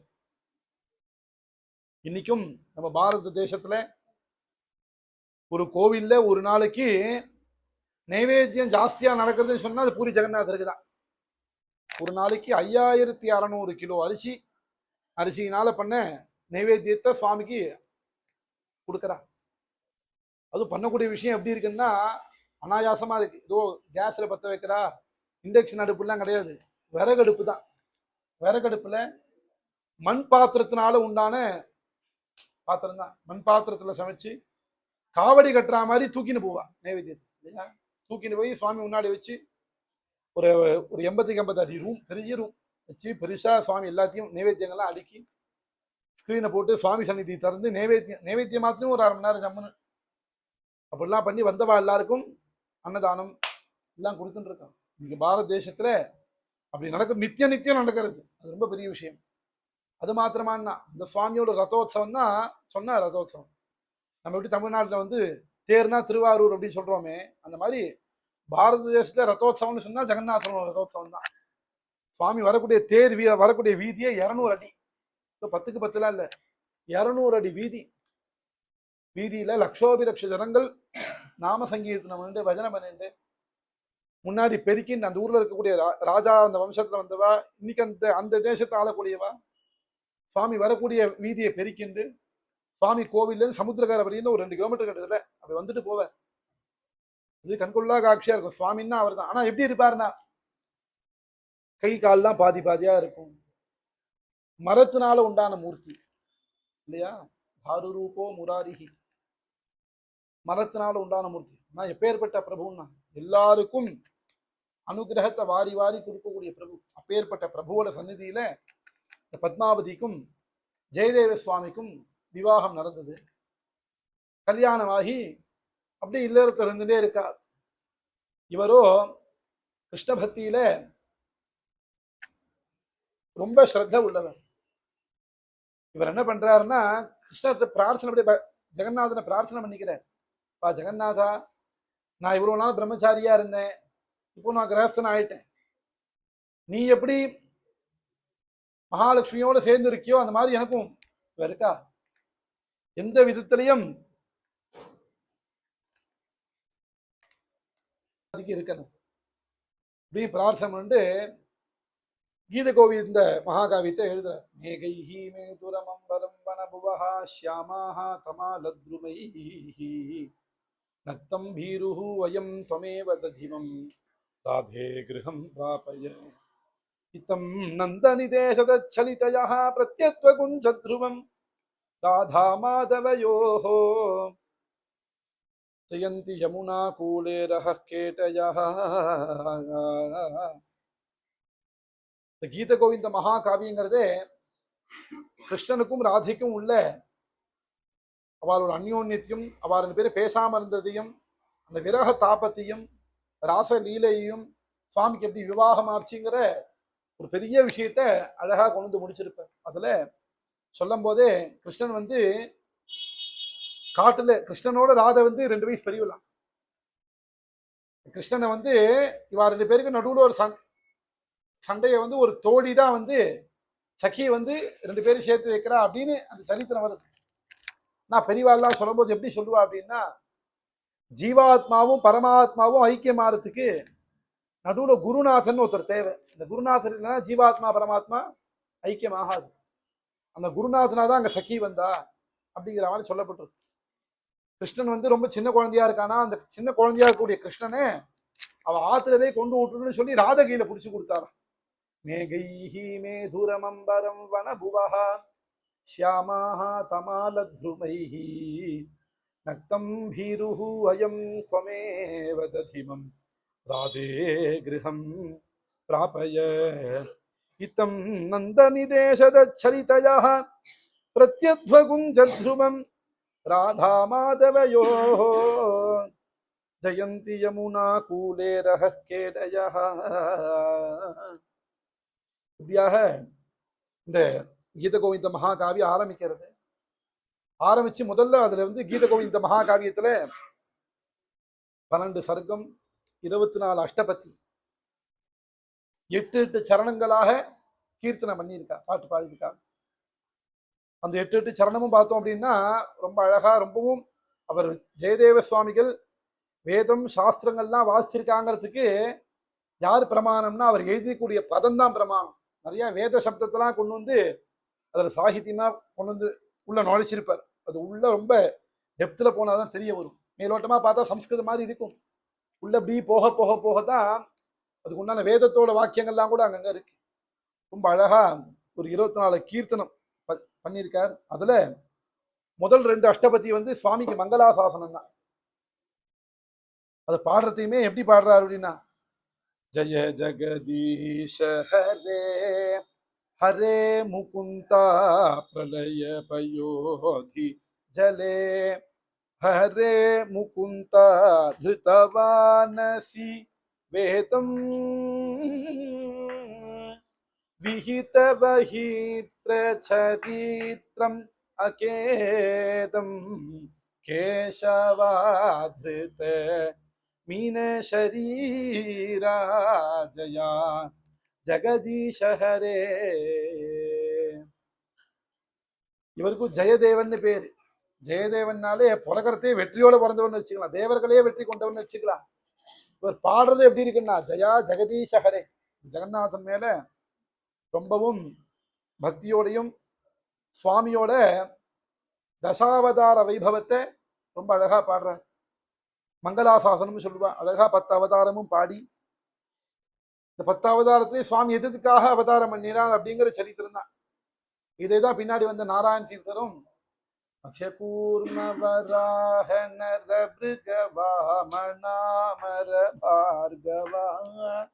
அப்படின்னு அவரும் பாடுறாரு. இதே மாதிரி கீர்த்தனம் எல்லா பக்தாலுமே முதல்ல வரும்போது சுவாமிக்கு எப்படி பண்றான்னா, முதல்ல மங்களாசாசனம். அவன் எப்பேற்பட்ட பிரபு, அவன் வந்து இந்த பூமியில நமக்காக எப்படி இறங்கி வந்து அனுகிரகம் பண்ணினான் இப்படி இந்த இடத்துல பாடும்போது இவர் என்ன பண்றாரு அப்படின்னா, கிருஷ்ணாவதாரத்தை வந்து சொல்லலை. முதல்ல மங்களாசாசனம் பண்ணும்போது கிருஷ்ணாவதாரம் தனியா மென்ஷன் பண்ணல. காரணம் என்னன்னா, பகவான் நாராயணனே என்ன பண்ண மற்ற அவதாரங்கள்லாம் ஒரு அம்மா கிட்ட பிறப்பேன் இப்படி வருவேன் அப்படின்லாம் சொல்லிட்டு வந்த கிருஷ்ணாவதாரம் மாத்திரம் எப்படி அப்படின்னா, மேல வைகுண்டத்துல எப்படி இருக்காரோ அதே மாதிரியே கீழே, மேல வைகுண்டத்துல இருக்கா மாதிரியே கீழே வந்து சதுர்புஜத்தோட அப்பா காட்சி கொடுத்து இந்த மாதிரி தான் நான் தான் வர போறேன்னு சொல்லி அவதாரம் பண்ண பிரபு. அதனால பாடும்போதே முதல் அஷ்டபதியில பார்த்தீங்கன்னா 11 பதி இருக்கும். அஷ்டபதினா 8 சரணங்கள் தான் இருக்கணும். ஆனா இங்க வந்து 11 சரணம் இருக்கு. காரணம் என்னன்னா 10வது அஷ்டபதியில 5 சரணம் தான் இருக்கு. அந்த 3 இங்க வந்துடும். ஏன்னா சுவாமியோட தசாவதார வைபவம் சொல்றதுக்காக மங்களாசாசனம் பண்ணி சுவாமி எதுக்காக அவதாரம் பண்ணார்னா, வேதானுத்தரத்தே, வேதத்தை ரட்சணம் பண்ணி வேதத்தை உத்தாரணம் பண்ணணும் இல்லையா. ஜகன் நிவஹதே பூகோளமுத்பிப்ரதே தைத்யம் தாரயதே பலிம் சலயதே க்ஷத்ரக்ஷயம் குர்வதே பௌலஸ்தியம் ஜயதே ஹலம் கலயதே காருண்யமாதன்வதே म्लेच्छान् मूर्छयते दशाकृति कृते कृष्णाय तुभ्यं नमः कृष्णाय तुभ्यं नमः. சுவாமி அவதாரம் பண்ணி அவருக்கு மங்களாசாசனம் முதல்ல நீங்க வேதத்தை உத்தாரணம் பண்றதுக்காக அவதாரம் பண்ணேன், பூமி உத்தாரணம் பண்றதுக்கு அவதாரம் பண்ணேன், இப்படிலாம் அவதாரம் பண்ணி கடைசி கிருஷ்ணாவதாரம் பண்ணிட்டு கிருஷ்ணாவதாரத்துல நீங்க பண்ணின வைபவத்தெல்லாம் நாங்க வந்து சொல்ல போறோம்னு சொல்ல ஆரம்பிச்சு, நீங்க எப்படி சூரிய மண்டலத்துக்கு நடுவுல இருந்துட்டு அனுகிரகம் பண்றீங்களோ அந்த மாதிரி எங்களோட ஹிருதய கமலத்துல இருந்து அனுகிரகம் பண்ணணும். இப்பேற்பட்ட காட்டுல நான் தனியா உட்கார்ந்துட்டு இருந்தேன் இத்தனை நாள் பரியந்தம். இப்போ எனக்கு கல்யாணம் ஒரு பொண்டாட்டின்னு வந்துட்டா. இது வரைக்கும் நான் தனியா பிரம்மச்சாரியா இருந்தேன், எதுனா இருந்தாலும் கவலை இல்லை. இப்ப என்ன நம்பி ஒரு ஒரு பொண்ணு வந்துட்டா. இந்த காட்டுல இருக்கக்கூடிய விஷ ஜந்துக்கள்லாம் விஷ ஜந்துனால எந்த விதமான உபாதையும் இருக்கப்படாது எங்களுக்கு. அந்த மாதிரி நீங்க அனுகிரகம் பண்ணணும்னு பிரார்த்தனை. காலிய விஷதர பஞ்சனா எல்லாம் பிரார்த்தனை பண்ணி முதல் 2 அஷ்டபதி மங்களாசாசனம் பண்ணி 3வது அஷ்டபதியிலேருந்து வசந்த கால வர்ணனை, சுவாமி இருக்கக்கூடிய அந்த இடம், சுவாமி எந்த இடத்துல இருப்பேன் அப்படின்னு சொன்னா ரொம்பவும் சுத்தமான மனமனம் போல இருக்கக்கூடிய நல்லா புஷ்பங்கள்லாம் இருக்கக்கூடிய ஒரு வனத்துல அப்படின்னு இருப்பான்னு வர்ணனை. இங்க பெரியவாரோட அபிப்பிராயம் தான் என்னன்னா, அங்கெல்லாம் இருப்பான்னு நினைக்காத, சுவாமி இருக்கிறது ஹிருதய கமலத்துல தான் இருக்கான். அந்த ஹிருதய கமலத்தை எப்படி வச்சுக்கணும்னா, சுவாமி உள்ள வரத்துக்கு முன்னாடி அந்த ஹிருதய கமலத்தை சுத்திப்படுத்தி வச்சுக்கணும். தியானம் மூலமா ஹிருதயத்தை சுத்தி பண்ணி வச்சிருந்தாதான் சுவாமி இந்த இடத்துக்கு வருவான். அதான் உன்னோட ஹிருதயத்தை நீ வந்து சுத்தமா வச்சுக்கோ, அப்ப சுவாமி உள்ள வருவான்னு சொல்லி பிரார்த்தனை பண்ணிட்டு 3வது அஷ்டபதியிலேருந்து அப்படி ஆரம்பிச்சு ராதைக்கும் கிருஷ்ணருக்கும் என்ன, ராதை என்ன விரகதாபத்தில் இருந்தா, அப்புறம் கிருஷ்ணன் விரகதாபத்தில் இருந்தான், இவாள் நடுவில் சखी எல்லாம் அப்படி வந்து சேர்த்தான்னு சரித்திரம் போயிட்டே இருக்கு. ஒரு சமயம் இந்த சரித்திரம்லாம் எழுதும் போது என்ன பண்ணுவா அப்படின்னா, அவரோ ஜெயதேவ சுவாமிகள் வந்து அப்படி உட்கார்ந்து இந்த ஓலைச்சுவடியில் எழுதுவார். ஒரு பதம் எழுதின உடனே அந்த பத்மாவதி என்ன பண்ணுவாலாம், அதுக்கு அபிநயம் பண்ணி காட்டுவாராம், நர்த்தனம் பண்ணி காட்டுவாராம். நர்த்தனம் பண்ணி காமிச்சதுக்கு அப்புறமா சரி இது சரியா இருக்குன்னு அடுத்த அடி, இப்படியா தான் போயிட்டு இருக்கு. இந்த ஒரே நாள்ல எழுதின விஷயமும் கிடையாது. என்னவால அப்படின்னா, விஷ்ணோஹோ கானஞ்ச நிருத்தியஞ்ச நடனஞ்ச விசேஷதா பிரம்மன்னு பிராமண ஜாதினாம் கர்த்தவியம் நித்திய கர்மவத்துன்னு அந்த வார்த்தைக்கு ஏத்த மாதிரி நித்திய கர்ம அனுஷ்டானங்கள்லாம் முடிச்சுண்டு, அவளோட பூஜை ஜபதபங்கள்லாம் முடிச்சுண்டு, ஹோமங்கள்லாம் உபாசனாதி சம்ஸ்காரங்கள்லாம் முடிச்சுட்டு மிச்சம் இருக்கிற நேரத்துல தான் இதுக்கு உபயோகப்படுத்துவாங்க. இப்போ இதுல என்ன தெரியறது அப்படின்னா, நித்திய கர்மானுஷ்டானம் ரொம்ப முக்கியமாக தெரியப்படுறது. இப்பேற்பட்ட அஷ்டபதியெல்லாம் அவ எழுதுறதுக்கு அவளுக்கு அத்தனை ஞானம் இருக்குன்னு சொன்னா, அவளோட ஞானங்கிறதோட பகவான் அவளுக்குள்ள இருந்து அவளை எழுத வைக்கிறா. அப்போ பகவான் நமக்குள்ள இருந்து நம்மளை பண்ண வைக்கணும்னு சொன்னா, இந்த பகவான் நம்ம எப்படி தியானம் பண்ணணும், பகவான் நம்மள்கிட்ட இருக்கணும் அப்படின்னு சொன்னா நம்ம அனுஷ்டானங்கள்லாம் சத்தியா பண்ணினாதான் பகவான் இருப்பார் இல்லையா. அனுஷ்டானங்கள் நமக்கு சொல்ல வேண்டிய விஷயத்த, செய்ய வேண்டிய விஷயத்த அவசியம் செய்யணும். செய்யாதி விட்டுட்டோம்னு சொன்னா பகவான் இருக்க மாட்டான். விஹித கர்ம தியாகாதீனாம், செய்ய வேண்டிய வேலையெல்லாம் விட்டா பாபம் இல்லையா. நிஷித்த கர்ம ஆச்சரணம், செய்யக்கூடாது, செஞ்சாலும் பாவம். அதனால செய்ய வேண்டியதான் அவள் ஒழுங்கா செஞ்சுட்டு அனுஷ்டானத்தெல்லாம் முடிச்சுட்டு அதற்கு பிறகுதான் அவள் வந்து இது மாதிரி ஒரு ஒரு நாளும் ஒரு ஒரு பதியா அஷ்டபதியா எழுதியிருக்கா ஸ்லோகமா. இப்படிலாம் எழுதிருக்கக்கூடிய சந்தர்ப்பத்துல 19 அஷ்டபதி வந்துருச்சு கிட்டத்தட்ட. 19 அஷ்டபதியில அவர் எழுதிட்டே இருக்கார். ஒரு சந்தர்ப்பத்துல அவருக்கு என்ன ஆயிடுச்சுன்னா, இந்த கிருஷ்ணன் கிட்ட ராதை பேச மாட்டேங்கிறா அப்படிங்கிற தாபத்துல கிருஷ்ணன் என்ன பண்றாரா, ஹே ராதே, உனக்கு என் மேல கோபம் இருந்தாலும் பரவாயில்ல, நீ என்கிட்ட பேசு, நான் உன் காலில் வேணா விழுறேன், நீ வேணா உன்னோட புஷ்பம் போல இருக்கக்கூடிய இந்த பாதத்தை தூக்கி என் தலையில வைய அப்படின்னு இவருக்கு தோன்றது. என்ன தோன்றதுதானே எழுத முடியும். தோன்றினோடனே இவருக்கு என்ன தூக்கி வாரி போடுறது, இவருக்கு என்ன நம்ம இப்படி இப்படின்னு சுவாமியை பத்தி இப்படி நம்ம மனசுல தோன்றதே. உடனே வேண்டாம், அப்படியே அந்த தனக்கு நினைச்சத உடனே நினைப்பிலே அழிக்கிறார். அழிச்சுட்டு என்ன பண்றாரு, எழுந்தார். உடனே அனுஷ்டான டைம் ஆயிடுச்சு, நான் போய் குளிச்சுட்டு கிளம்பிட்டார். இவர் குளிக்க போற சந்தர்ப்பத்துல போனவர் எப்பயும் குளிக்க போனா ஒரு 1/2 மணி 3/4 மணி அனுஷ்டானங்கள்லாம் பண்ணிட்டு வரதுக்கு ஒரு 1 மணி நேரம் ஆகும். குளிக்க போனவர் 5 நிமிஷத்துக்கு திரும்ப வந்துட்டார். வந்து இந்த பத்மாவதியை கூப்பிட்டு, சட்டை அந்த பேப்பர் பேனா விட அந்த இது ஓலைச்சுவடி எடு அப்படின்னு சொல்லிட்டு இவருக்கு எந்த ஸ்லோகம் வந்து புத்திக்கு வந்துட்டு எழுதுறது நிப்பாட்டினாரோ அந்த ஸ்லோகத்தை எழுதிவிட்டார். எழுதினார். எப்பயும் எழுதினோடனே என்ன பண்ணுவாரா, அவ சொல்ல அபிநயம் பண்ணி காட்டுவா, நர்த்தனம் பண்ணி காட்டுவா. அவ வந்தார், எழுதினார், உடனே போயிட்டார். அவர் ஒரு 5 நிமிஷம் கேப்ல வந்துட்டு எழுதிட்டு போயிட்டார். சரி, இவருக்கு என்ன ஆச்சு, இவர் பத்மாவதி நினைக்கிறார், அவருக்கு என்ன ஆச்சு, இவர் எப்பயுமே இப்படி இருக்க மாட்டாரு, வந்தாருன்னா குளிக்க போனாலும் 1 மணி நேரம் ஆகுமே, இன்னும் போன வேற 5 நிமிஷத்துல வந்து விட்டார். அதான் எழுதி விட்டு உடனே வேறு கிளம்பி போயிட்டாரு, என்னாச்சு இவருக்கு அப்படின்னு சரி யோசிச்சு, சரி இன்னைக்கு என்ன புத்தி என்னமோ சரியில்லை போட்டிருக்கேன், மனசு சரியில்லை போட்டிருக்கேன், யோசிச்சுட்டு இருக்கேன். அதுக்குள்ள இவர் போனவர் என்ன பண்ணார், ஜெயதேவ சுவாமி போயிட்டு ஒரு 1 மணி நேரம் கழிச்சு வந்துட்டு, அனுஷ்டானம்லாம் பண்றதுக்கு டைம் ஆயிடுச்சுமா, அந்த போயிட்டு ஓலைச்சுவடி எழுதுவோன்னு எழுதி திறந்து பார்க்கிறார். அவர் என்ன நினைச்சாரோ அது எழுதியிருக்கு. எழுதினோடனே உடனே கேட்கிறார், என்ன பத்மாவதி, யார் எழுதினா, என்ன விஷயம், யார் இதுல எழுதினா அப்படின்னு அவர் கேட்கிறார். என்ன சுவாமி, உங்களை தவிர யாரும் எழுத முடியுமா, நீங்க தானே, உங்களோட எழுத்து தானே, இது கையெழுத்து தானே அப்படின்னு. உடனே என்ன ஆயிடுத்து அப்படின்னா, இவருக்கு நான் எழுதுலையேம்மா, இல்லை நீங்க எழுதுனா உங்களோட கையெழுத்து எப்படி வந்திருக்கோம், நீங்க தானே வந்த உடனே பேப்பர் பேனா கொடுன்னு உட்காந்து எழுதினே உடனே போயிட்டாரு அப்படின்னு அவருக்கு தூக்கி போடுறது. அப்பதான் என்ன நினைக்கிறாரா, ஆஹா இது நம்மளோட இது இல்லை, இது பர்யந்தம் நம்ம எழுதணும்னு நினைச்சுட்டு இருக்கோம், இது பகவான் நமக்குள்ள இருந்து எழுதுறான். பகவான் நமக்குள்ள இருந்து எழுதுறது மாத்திரம் இல்லை, பகவான் நமக்குள்ள இருந்து எழுதணும்னு நினைச்சத நம்ம போய் புத்தியில போய் அழிச்சோமே. பகவானே இந்த இடத்துல எப்படின்னா, பகவான் தன்னோட பக்தன்கிட்ட தோத்து போனாலும் பரவாயில்லப்பா, நான் உன் பக்தன், நீ என்னை திட்டினாலும் பரவாயில்ல, நான் அடிச்சாலும் பரவாயில்ல, என்னை ஸ்தோத்திரம் பண்ணாலும் பரவாயில்ல, நான் சொல்றதை கேளு, நான் கூட இருப்பேன், உன்னை காப்பாற்றேன் அப்படின்னு பகவான் ரொம்ப தாட்சிணியத்தோட இறங்கி வரக்கூடிய பிரபுவான். அப்பேற்பட்ட பகவான் நினைச்ச விஷயத்தை போய் மாத்துறதுக்கு நமக்கு எங்க இருக்கு. அது மாத்திரமானா, பத்மாவதி கிட்ட போய் பார்த்து, அம்மா இவ்வளவு நாள் அஷ்டபதி நான் எழுதின்னு இருக்கேன், ஆனா வந்த பிரபு உனக்கு காட்சி கொடுத்துட்டு போயிட்டேன், எனக்கு அவனை பார்க்க பாக்கியம் நினைக்கிறீங்க அப்படின்னு சொல்லிட்டு இதுவரையும் தான் அஷ்டபதி எழுதும் போது ஜெயதேவன் மாத்திரம் தான் எழுதின்றாரு. இந்த அஷ்டபதி வரும்போது என்ன ஆயிடுதுன்னா, பத்மாவதி ரமண ஜெயதேவ அப்படின்னு ஆத்துக்காரி பேரையும் எழுதுறாரு சேர்த்து. ஆத்துக்காரி மூலியமா தான் எனக்கு இப்பேற்பட்ட ஒரு பாக்கியம் இல்லையா. ஸ்மரகரல கண்டனம் மம சிரசி மண்டனம் தேஹி பத பல்லவம் உதாரம் ஜ்வலதி மயிதாருணோ மதன கதனானலோ ஹரது தது பாஹித விகாரம் பிரியே சாருஷீலே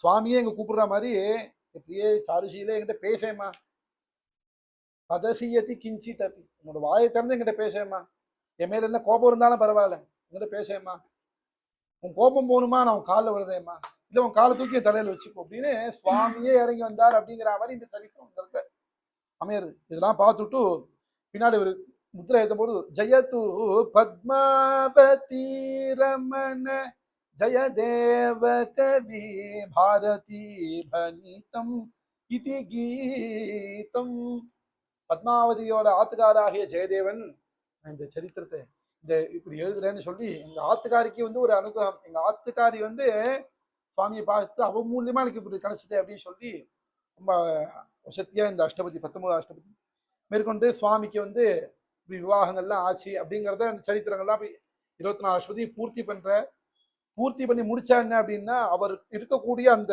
ஊர்லயே எப்பயுமே பண்டிதர்கள்னு சொன்னா ஒருத்தர் சொல்றது இன்னொருத்தர் ஏத்துக்க மாட்டான். சாதாரணமா பண்டிதர்கள்னு சொல்லும்போது எப்பயும் தர்க்கம் இருக்குமோன்னு, பண்டிதர்கள்னா தர்க்கம் இருக்கணும். ஏன்னா இது இது சரின்றது எப்படி தீர்மானம் பண்றது?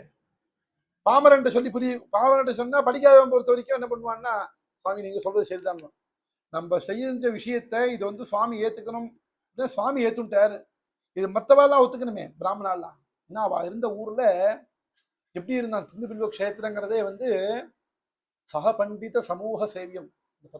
ஜெயதேவ சுவாமிகளுடைய அவரோட ஊர் என்ன, அவரோட பேர் என்னங்கிறத வந்து ஊத்துக்காடு வெங்கடகவி வந்து ஒரு கீர்த்தனையா பாடியிருக்கார். இவர் வந்து 24 அஷ்டபதி பாடினாரு தவிர ஊத்துக்காடு வெங்கடகவி தான் வந்து இவரோட சரித்திரத்தை ஒரு கீர்த்தனையா பாடியிருக்கார். பத்மாவதி ரமணங்கிற இதுல கீர்த்தனத்துல இந்து பின்ப சதனம் அப்படின்னு ஊரை சொல்லி சக பண்டித சமூக சேவியம். பண்டித சமூகங்கிறது அவ ஊர்ல சம்பூர்ணமா சமிருத்தியா இருந்தா. அப்படி இருக்கக்கூடிய ஊர்ல இருந்துட்டு ஒரு காவியம் பண்ணணும்னு சொன்னா எல்லாரும் அதை ஆமோதிக்கணுமே. பகவான் ஆமோதிச்சுட்டார், இவர் ஓகே. இது என்ன ஆயிடுத்து அப்படின்னா, இவர் வந்து சுவாமிக்கு எல்லாத்தையும் எழுதி சுவாமிக்கு சமர்ப்பணம் என்ன ஜெகநாதன்ட்டு நித்தியம் பாராயணம் பண்ணிட்டு பாடிட்டு இருக்காரு அவர் பாட்டுக்கு. இது ரொம்ப பிரசித்தமா எடுத்து பிரசித்தமானவனே ஊர் மக்கள் வரவா போறவா எல்லாரும் கேட்டு ஆஹா நன்னா இருக்கேன்னு சொல்ல, இந்த ஊர் ஆணுன்றது ராஜாக்கு என்ன நம்மளோட க்ஷேத்திரத்தை இருக்கான், நம்மளோட சபையில இருக்கான், இவன் பாடக்கூடிய அஷ்டபதி எல்லாரும் ஸ்தோத்திரம் பண்றா, இந்த மாதிரி நம்மள யாரும் ஸ்தோத்திரம் பண்ண மாட்டேங்கிறான்னு அவனுக்குள்ள ஒரு தாபம் வந்து நானும் அவனுக்கு சமமா ஒரு அஷ்டபதி எழுதுறேன். அந்த ராஜா ஒரு அஷ்டபதி எழுதிட்டு என்ன பண்றாருன்னா, ஊர் மக்கள் எல்லாம் கூப்பிட்டு இனிமே இந்த அவன் ஜெயதேவன் பண்ண அஷ்டபதி யாரும் பாடப்படாது, இந்த அஷ்டபதி தான் பாடணும் அப்படிங்கிற ஊர் மக்கள் எல்லாம் சொல்றதுதான் ஆச்சரியம். என்ன அப்படின்னா, நீங்க பாடக்கூடாதுன்னு சொல்லிட்டு ஜெயதேவன் அவர் எழுதின அஷ்டபதி பாடப்படாதுன்னு சொன்னா இந்த அஷ்டபதி நாங்க பாடல அப்படின்னு உடனே என்ன ஆயிடுத்து இவருக்கு. என்ன அப்போ நம்ம அஷ்டபதிக்கு அவ்வளவு இது இருக்கா, போய் சுவாமிகிட்டே போய் நேரம் போய் கேட்டுடுவோம் அப்படின்னு சொல்லி ஜெயதேவ சுவாமியோட அஷ்டபதியும் எடுத்துட்டு தான் எழுதின அஷ்டபதியும் எடுத்துட்டு ராத்திரி சுவாமி சந்நிதி ஜெகநாதனோட சந்நிதியில போய் வச்சுட்டு கதவு பூட்டிட்டு வந்துடுறான். கதவு பூட்டிட்டு வந்தா ராத்திரி கனவுல சுவாமி வந்து ராஜாக்கு சொல்றாராம், பா நீ பண்ணின அஷ்டபதியும் நான் ஏத்துட்டேன், ஜெயதேவ பண்ண அஷ்டபதியும் ஏத்துட்டேன். இங்க என்கிட்ட கேள்வி என்னன்னா, இந்த 2 அஷ்டபதியில எந்த அஷ்டபதி சிறந்ததுதான் கேள்வி, யாரோட பக்தி சிறந்ததுன்னே கேள்வி இல்லை என்கிட்ட. நீயும் பக்தின்னா ஓம் பக்தியும் நான் ஏத்துக்கிறேன், அவன் பக்தியும் ஏத்துக்கிறேன். 2 பேர் பண்ண அஷ்டபதியில யாரோட அஷ்டபதி சிறந்ததுதான் கேள்வி. உன்னை காட்டிலும் ஜெயதேவன் பண்ண அஷ்டபதி உசந்ததா இருக்கு, அதனால நம்ம அதை ஏத்துட்டோம், உன்னோட பக்தியிலையும் குறைவில்லை, உன்னோட அஷ்டபதியும் ஏத்துட்டோம் அப்படின்னு ராத்திரி கனவுல சொல்றேன்.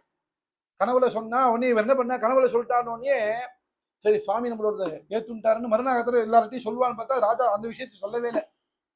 என்ன பண்ணா நேரா மறுநாளுக்கு சன்னிதிக்கு வந்து இந்த ராஜா ஜெயதேவர் பண்ண அஷ்டபதி பாட ஆரம்பிச்சுட்டார்.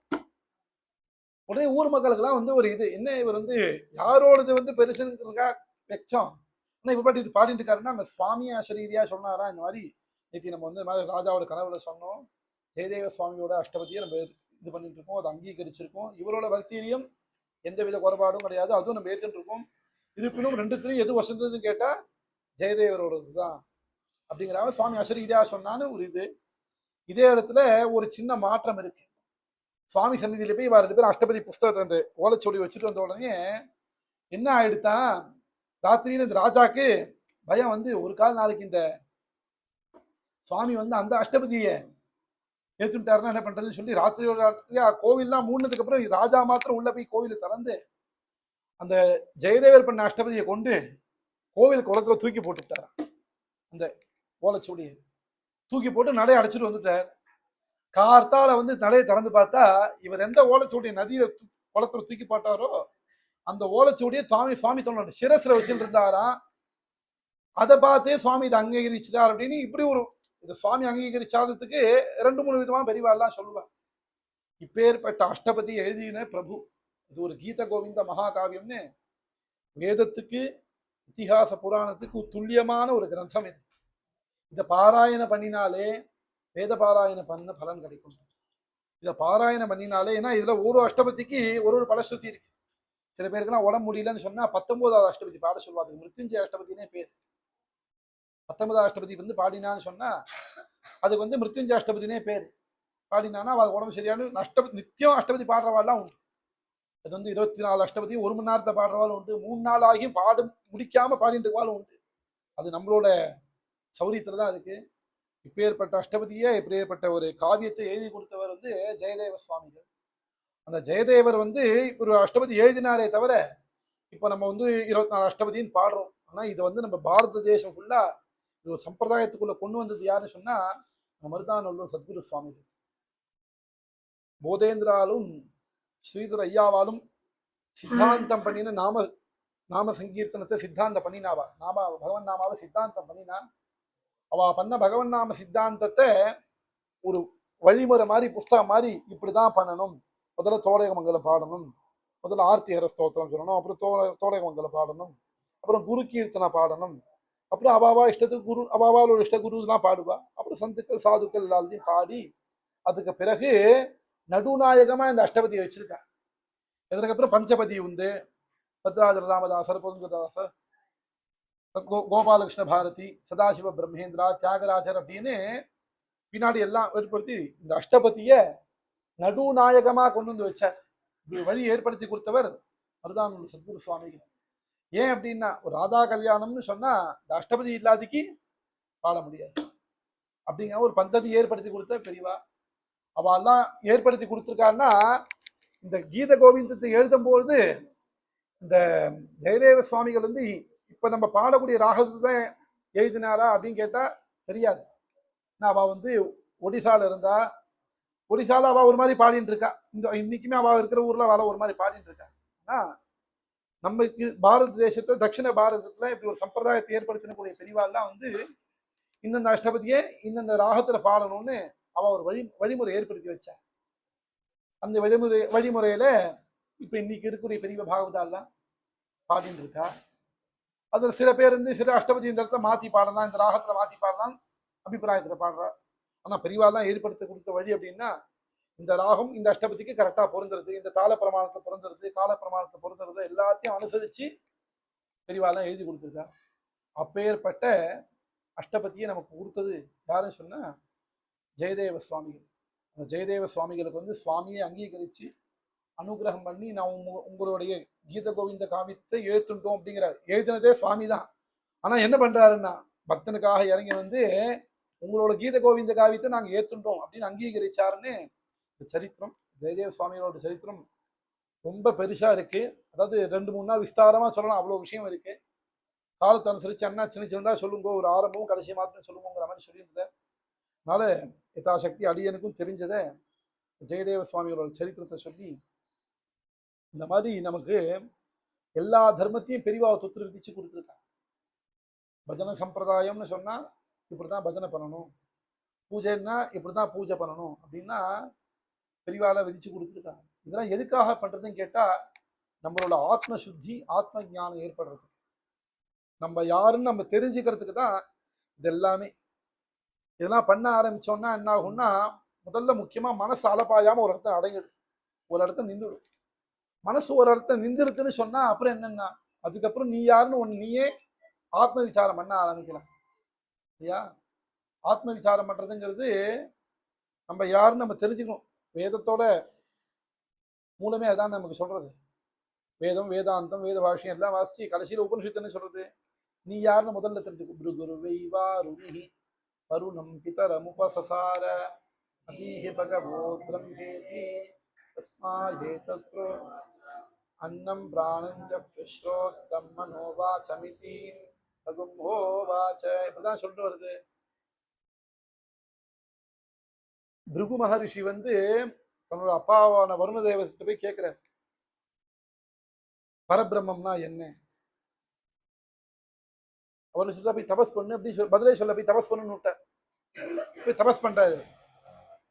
வருணம் பிதரமுபசசார அதீஹி பகவோ பிரம்மேதி தஸ்மா ஏதத்ரோவாச்ச அன்னம் பிராணம் சக்ஷுஸ்ரோத்ரம் மனோவாச்சமிதி.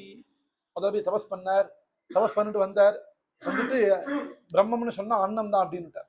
முதல்ல ஏன்னா சாப்பிட்றதுனால தான் ஒருத்தர் உயிர் உயிர் வாழலாம் இல்லையா? அப்போ அந்த சாப்பாடுல தான் பிரம்மம் இருக்கு நினைச்சுன்னு வந்தார். வந்து சொன்னார்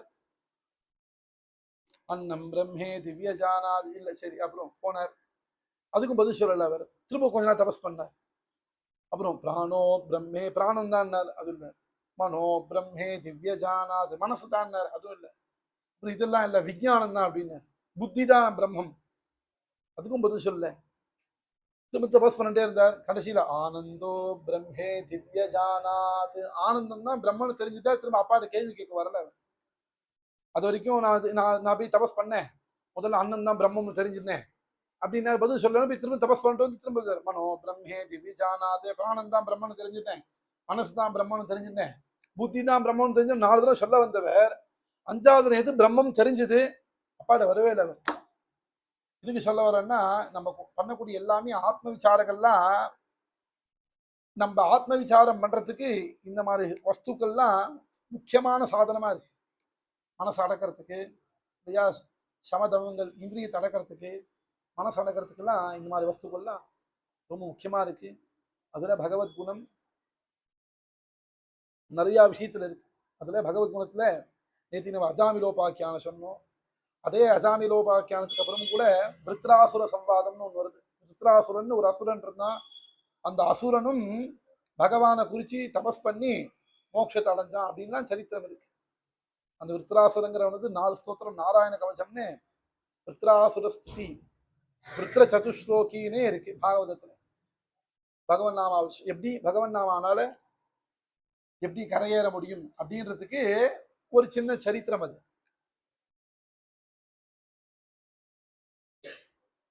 விஸ்வரூபோ வை த்வாஷ்ட்ரः புரோஹிதோ தேவானாசன் தஸ்ய த்ரீணி சீரிஷான்யாசன் சோமபானகும் சுராபானமன்னாதனம். ஒரு சமயம் தேவலோகத்துல தேவர்கள்லாம் என்ன பண்ணினான்னா, தன்னோட குருவான பிரகஸ்பதியோட சண்டை போட்டு அவரோட சண்டை போட்டு அவர் ஆத்துக்கு அமுச்சு விட்டார். தேவ குருவான பிரகஸ்பதிய. தேவர்களுக்கு எப்பயுமே ஒரு எல்லாருக்குமே குரு முக்கியம், தேவர்களுக்கும் குரு முக்கியம். பிரகஸ்பதி சண்டை போட்டு ஆத்துக்கு போயிட்டார். இனிமே உங்க ஆத்துக்கு நான் வரமாவும் போயிட்டேன், வைத்தியம் பண்ணி வைக்க மாட்டேன், கிளம்பி போயிட்டேன். ஆனா தேவர்களுக்கு இதா பண்ணணும், ஆச்சாரியன் முக்கியமே. அவளுக்குள்ளே ஒரு ஆச்சாரியன் தேர்ந்தெடுக்கணும். அப்போ விஸ்வரூபன் அப்படிங்கிற ஒருத்தன் தேர்ந்தெடுக்கிறார். அவன் தொஷ்டாவோட புள்ள. என்ன ஆச்சு அப்படின்னா, விஸ்வரூபன் என்ன பண்றா,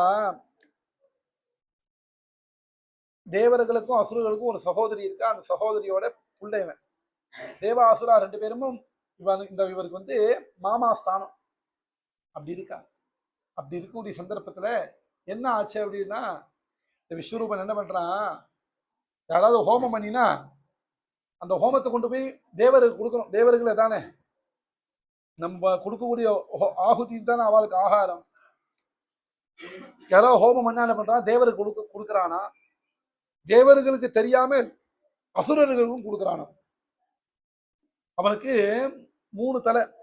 தஸ்யத்ரீனி சீரிஷான்யாசன். எதற்காக 3 தலையோட வந்தானா அவனுக்கு? எதற்காகடா 3 தலை அப்படின்னா, ஒரு தலையினால தேவர்களுக்கு அவிர்வாகம் கொண்டு கொடுப்பானா, இன்னொரு தலை அசுரர்களுக்கு கொடுப்பானா, இன்னொரு தலை வந்து தனக்கே சுயமா இருக்கா. அசுரர்களுடைய சகவாசம் இருக்கிறதுனால அப்பப்போ கொஞ்சம் கல்லு குடிப்பானா, சூறாபானம் சாப்பிடுவானா. அப்படி இருக்கக்கூடிய சந்தர்ப்பத்தில் அசுரர்கள் என்ன பண்றா, தேவர்கள் வரக்கூடிய அவிர்வாகத்தை கொஞ்சம் எனக்கும் கொடுக்கணும்னு சொல்லி வாங்கி விடுறான். இது ஒரு சமயம் இந்திரனுக்கு தெரிய வர, இந்திரன் கோபப்பட்டு என்ன பண்ணிவிட்டான்னா, அந்த விஸ்வரூபனை அடிச்சு விட்டான், கொண்டு விட்டான். ஆத்து கூட்டு வந்து வாத்தியார் அடிச்சு கொண்டு விட்டான். உடனே என்ன ஆயிடுச்சுன்னா, அவன் அப்பா தொஷ்டாக்கு வந்து கோபம் வந்துடுச்சு. என் பிள்ளையவே நீ கொண்டு விட்டியா, அது வாத்தியாரா ஆயிடுச்சுன்னு ஆத்து கூட்டு வந்து அடிச்சு கொண்டு விட்ட நீ. நான் என்ன பண்றேன், உன்னை கொள்றதுக்கு ஒரு பிள்ளைய பெற்றுக்கிறேன்னு சொல்லி யாகம் பண்ணார். இந்திரனை குறிச்சு பகவானை குறிச்சு யாகம் பண்ணார். அப்போ அந்த யாகத்துல ஒரு பிரார்த்தனை என்ன பண்ணணும் அப்படின்னா, இந்திரனை கொல்றதுக்கு ஒரு புள்ள வேணும்னு தான் பிரார்த்தனை பண்ணிக்கிறதுக்காக யாகம் பண்ணார். ஒரு க்ஷணம் வார்த்தை தவறி போய் இந்திரனால் கொல்லப்பட வேண்டிய மாதிரி ஒரு புள்ள வேணும் அப்படின்னு பிரார்த்தனை. ஹோமம் பண்ணது எதுக்குன்னா இந்திரனை கொலை பண்ணக்கூடிய அளவுக்கு ஒரு சக்தி உள்ள ஒரு புள்ள வேணும்னு. ஆனா கேட்டது ஒரு க்ஷணத்துல என்ன ஆயிடுதுன்னா இந்திரனால் கொல்லப்பட வேண்டிய பயங்கரமா இருக்கு. சுவாமி ததாஸ்துன்னு. ஏன்னா வேத வாக்கியத்துக்கு ரொம்ப அக்ஷரங்கள்லாம் பிரதானம் இல்லையா? வாத்தியார்லாம் சொல்லி கொடுக்கறத அக்ஷரங்கள்லாம் தப்பாதிக்கு சொல்லணும். அக்ஷரம் தப்பிடுத்துன்னா அப்படியே மாறிடும், அர்த்தம் மாறிடும் இல்லையா? ஒரு அக்ஷரம் தப்பினா கூட அர்த்தம் மாறிடும். இந்த இடத்துல என்ன ஆச்சு அப்படின்னா இந்திரனை கொலை பண்றதுக்கு ஒரு புள்ள வேணும் கேட்க போய் இந்திரனால் கொல்லப்பட மாதிரி ஒரு புள்ள வேணும்னாலே சுவாமி அனுகிரகம் பண்ணிட்டார். அப்ப விருத்ராசுரன்ற பேர்ல இருக்கான், அசுரனா இருக்கான். ஆனா என்னன்னா தியாகம் பண்ணி பிறந்ததுனால பலம்னா பலம், தபஸ் அப்படி இருக்கு. பிறந்தான் இருக்கிற எல்லா தேவதைகளும் அடிக்கிறான், தேவர்களை அடிக்கிறான், தேவாசுரா யுத்தம் நடக்கிறது.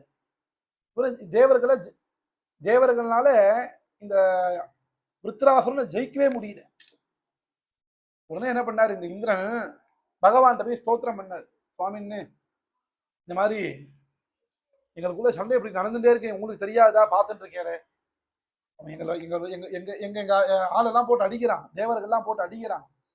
எங்களாம் அடியே தாங்க முடியல. ஏன்னா ராட்சசர்களுக்கு அசுரர்களுக்கு எப்பயுமே பலம் ஜாஸ்தி. தேவர்கள் மாதிரி கிடையாது அசுரர்கள், அவளுக்கு பலம் ஜாஸ்தி. அதுவும் ராத்திரி ஆயிடுச்சுன்னா நிஷாச்சரர்கள்னு பேரு, இன்னும் பலம் கூட்டிட்டோம் அவளுக்கு. இவா போய் இந்திரன் போய் சுவாமிகிட்ட கேட்கறத சுவாமி சொல்றார், அவன் ரொம்ப பக்தன்பா, அவன் என்னோட பக்தன், அவன் அவ்வளவு சீக்கிரம் ஜெயிக்க முடியாது அப்படின்னு சொல்லவே உடனே அதெல்லாம் சரிதான்னா, பட் இன்னைக்கு ஒரு சண்டைக்கு ஏதாவது முடிவு வரணுமே, நாங்களும் லோக நிர்வாகத்துல போய் வேலை பார்க்க வேண்டாமா, எங்களுக்கு ஏதாவது ஒரு அனுகிரகம் பண்ணுவோம்னு சொல்ல உடனே அவர் என்ன பண்றார், எந்த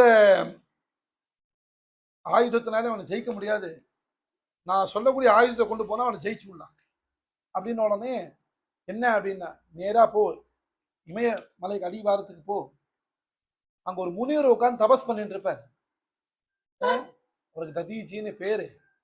அந்த முனிவர்கிட்ட போயிட்டு அவரோட முதுகு எலும்பை வாங்கிக்கோ, முதுகு எலும்பை வாங்கிட்டு இந்த முதுகு எலும்புனால அவன் அடிச்சுன்னா அவன் மரணம் அடிச்சிருவான்ப்பா அப்படிங்கிறது. ஒருத்தரோட மரணம் அதுக்கு உண்டான ஆயுதம் எங்க இருக்குன்னு சுவாமிக்கு தான் தெரியும் இல்லையா? என்ன நான் சொல்றேன், நீங்க சொன்னேன்னு நான் போய் அவர்கிட்ட போய் உங்களோட முதுகெலும்பு கொடுப்போம்னு சொன்னா கொடுப்பாரா யாராவது? நான் முதுகெலும்பு எடுத்துட்டா அவ்வளவுதான். முதுகு எலும்பு நம்மளோட உடம்புல இருக்கக்கூடிய இந்திரியத்திலேயே முதுகெலும்பு தான் பிரதானம் இல்லையா? அதனால தான் தபஸ் ஜபம் பண்ணும் போதுதான் நிமிந்து உட்காந்து ஏன் சொல்லுங்கன்னா எல்லாமே முதுகெலும்பு தான் போய் இந்த எலும்புல ஸ்டோரேஜ் ஆகுது.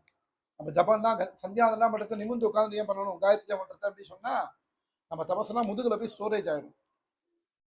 அவர் ஜபம் பண்ணி தன்னோட சக்தினா முதுகு எலும்புல வச்சுட்டு இருக்காரு. இந்த இந்திரன்ட்ட போய் சுவாமி சொல்றாரு, அவர்கிட்ட போய் கேளு நீ அண்ணா, நான் போய் கேட்டா கொடுப்பாராண்ணா, நான் போய் கேட்டா கொடுப்பாரா யாராவது? உங்க முதுகெலும்பு கொடுக்கணும்னா கொடுப்பாராண்ணா? நீ போய் கேட்டா கொடுக்க மாட்டான், நான் சொன்னேன்னு போய் சொல்லு, முதல்ல நீ போய் கேட்டுப்பாரு, கொடுத்தானா வாங்கிக்கோ, இல்லைன்னா நான் சொன்னேன்னு சொல்லு கொடுப்பா அப்படின்னு. உடனே இந்திரன் வந்து இடத்து தேடிட்டு நேரா அங்க போறாங்க. ததீஜி மாதிரி பாக்குறா, பார்த்தா இந்த மாதிரி நமஸ்காரம் பண்ணி சுவாமி இந்த மாதிரி பெருமாட்ட போனோம், இந்த மாதிரி எங்களுக்கும் விருத்தராசுரனுக்கும் யுத்தம் நடந்துட்டு இருக்கு, அவனை அழிக்கக்கூடிய வழி என்னன்னு தெரியல, அவனை அழிக்கிறதுக்கு நீங்க தான் அனுகிரகம் பண்ணணும் அப்படின்னு. உடனே அவர் உடனே சொல்றார், அவனை அழிக்கிறதுக்கு நானே இப்ப அனுகிரகம் பண்ண முடியும்? இல்ல சுவாமிகிட்ட போய் கேட்டோம் நாங்க, இந்த மாதிரி உங்களோட முதுகு எலும்புல தான் அவனை அழிக்கக்கூடிய சக்தி இருக்குன்னு சொன்னா உங்க முதுகு எலும்பு கொஞ்சம் கொடுக்கணும் அப்படிங்கிற. இப்படி யார்கிட்டயா போய் கேட்டா கொடுப்பால? நீங்க உட்காந்து ஜபம் பண்ணிட்டு இருக்கோம், நான் உங்களை அடிச்சு உங்க உயிரை வாங்கிக்கிறேன்னா யாராவது விடுவால? நான் உங்களை அடிச்சு கொலை பண்ணி விடுறேன், நீங்க பாட்டு ஜபம் பண்ணிட்டு இருக்கோன்னா யாராவது ஜபம் பண்ணுவானா? ஆனா சுவாமி சொல்லிட்டார் அப்படின்னோடனே ஆஹா, நம்ம யாரை குடிச்சு தபஸ் பண்றோமோ அவர் முகாரவிந்தத்திலேருந்து வந்திருக்கா அப்படின்னா சரிப்பா, நான் உட்காந்து ஜபம் பண்றேன், நான் ஜபம் பண்ணிட்டு இருக்கேன், முதுகு எலும்பு நீ எடுத்துன்னு போயிடு, எனக்கு ஒண்ணு எடுத்துன்னு போயிடுங்கிற. ததீச்சி மாறு உன்னை தபஸ் பண்ணிட்டு இருக்கார். இந்திரன் போனா, இந்திரனுக்கு தேவாகா ஸ்வார்த்தா நான் சாதவகா, தேவர்களுக்கு எப்பயுமே தன்னோட காரியம் தான் முக்கியம், செல்ஃபிஷ் முக்கியமா சொல்லணும்னா தேவர்கள்லாம் செல்ஃபிஷ், தனக்கு ஒரு காரியம் 10 ரூபா பைசா லாபம் இல்லாததுக்கு புறத்தியார் ஒண்ணு செய்ய மாட்டான். அதுவும் தனக்கு லாபம் கிடைக்கிறதுன்னா என்ன வேணா பண்ணுவான், என்ன வேணா ஸ்தோத்திரம் பண்ணுவான் தேவர்கள். அசுரர்கள்லாம் வீரர்கள், தேவர்கள்லாம் நமக்கு எல்லா சௌக்கியத்தையும் கொடுக்கூடியவா தான். ஆனா என்னன்னா நம்மளால அவளுக்கு 10 ரூபா சௌக்கியம் இருந்தா தான் அவளால் நம்ம கொடுப்பா. நம்ம ஹோமம் பண்ணாதானே அவளால் அதை எடுத்து மழையை கொடுக்க முடியும் இல்லையா? நம்ம ஹோமம் பண்ணாதானே மழையை கொடுக்க முடியும். நம்ம ஹோமம் பண்ணாதானே வாழ்க்கை விவசாயத்தை உண்டாக்க முடியும் இல்லையா? அக்னேராபஹா மத்திய பிருத்திவி பிருத்திவியா ஓஷதயா ஓஷதீபியோன்னம் அன்னாத் புருஷா, இதுதான் வேதம் சொல்றது. ஹோமத்தை அவிர்வாகம் கொடுத்தா அந்த அவிர்வாகங்கள்லாம் மேலே போய் தேவதைகள்லாம் மழையா கீழே கொடுக்குறான். அந்த மழையிலிருந்து தான் திரவியங்கள்லாம் உண்டாகிறது அப்படின்னு வேத வாக்கியம் பிரமாணம். அப்படி இருந்த தேவர்கள்லாம் அவளுக்கு ஒரு காரியமாகணும்னா என்ன வேணா பண்ணுவா.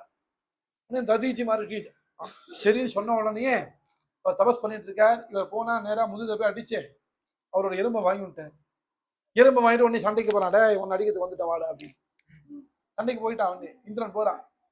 இந்திரன் போய் சண்டைக்கு போன உடனே இந்த விருத்ராசுரன் சொல்றானா, நன்னா இருக்குடா இந்திரா, நீங்களாம் தான் தேவர்கள், எங்களுக்கு அண்ணா தம்பின்னு சொல்லிக்கிறேன் பாருங்க. வயிற்று அடிச்சுக்கிறான். ஏன் தேவர்களும் அசுரர்களும் அண்ணா தம்பிகள் இல்லையா?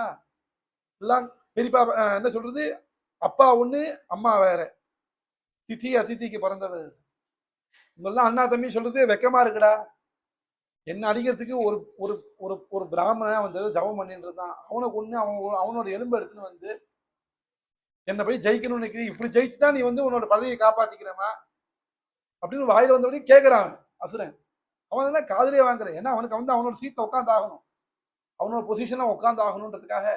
அதெல்லாம் கிடையாது. வா யுத்தத்துக்கு வாங்கினோடனே உடனே இந்த விருத்ராசுரன் என்ன சொல்றான், என்னோட மரணம் வந்து இதுலதான் இது இந்த ஆயுதத்துல தான் இருக்குங்கிறது சுவாமியோட சங்கல்பம். என் சுவாமி என்ன நிகிரகம் பண்ணணும்னு நினைச்சுட்டார் அப்படின்றதுனால இனிமே எனக்கு கவலை இல்லை, நீ என்ன வந்து அடிச்சு கொண்டுக்கோ, ஆனா ஒரு 5 நிமிஷம் டைம் கொடு. எதுக்குன்னா என்னோட உயிர் பிராணம் போறதுக்கு முன்னாடி நான் வந்து ஒரு சுவாமியை ஸ்தோத்திரம் பண்ணிக்கிறேன், சுவாமி குறிச்சு ஸ்தோத்திரம் பண்ணிட்டு இருக்கேன்.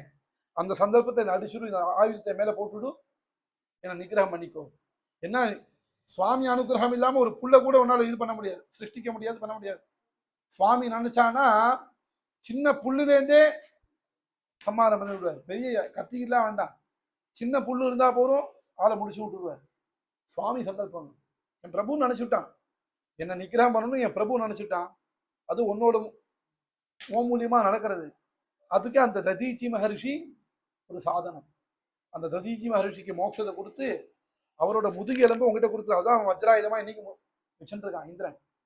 அந்த அந்த ஆயுதத்தை கொண்டு வந்து என்ன அடிக்கணும் வந்திருக்க, தாராளமா அடிச்சுக்கோ, என்னை நிகிரகம் பண்ணிக்கோ, நான் 10 நிமிஷம் காலம் ஸ்தோத்திரம் பண்ணிக்கிறேன், ஸ்தோத்திரம் பண்ணிட்டு இருக்கிறதையே என்னை அடிச்சுடு, அடிச்சுட்டேன்னு சொன்னா நானும் இதாயிடுவேன், நீயும் ஜெயிச்சதாக போய் ஊர் ஃபுல்லா சொல்லிட்டு சௌக்கியமா இருக்கலாம்னு சொல்லி விருத்ராசுரங்கிற ஒரு அசுரன் பகவானை குறிச்சு ஸ்தோத்திரம் பண்றான்.